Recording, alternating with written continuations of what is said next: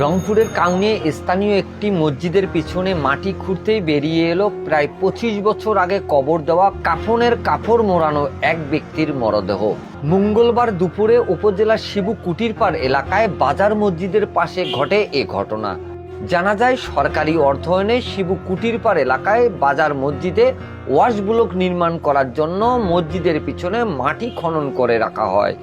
বৃষ্টির পানিতে মঙ্গলবার খনন করা জায়গায় মাটি ভেঙে পড়লে সেখানে সাদা কাপড় মোড়ানো কিছু অংশ দেখতে পায় স্থানীয়রা।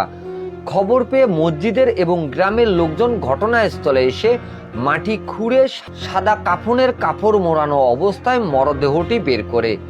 ২৫ বছর আগের মরদেহটি দেখতে সেখানে বিভিন্ন এলাকার লোকজন জড়ো হয়।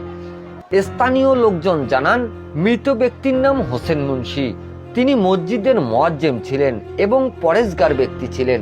প্রায় ২৫ বছর আগে মসজিদের পেছনে তাকে দাফন করা হয়, কিন্তু মসজিদের পেছনে যে মৃত ব্যক্তির কবর রয়েছে তার স্বজনদের স্মরণ ছিল না।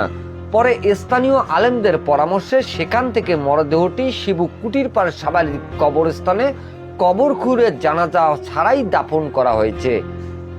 Mizanur Rahman, DRS news.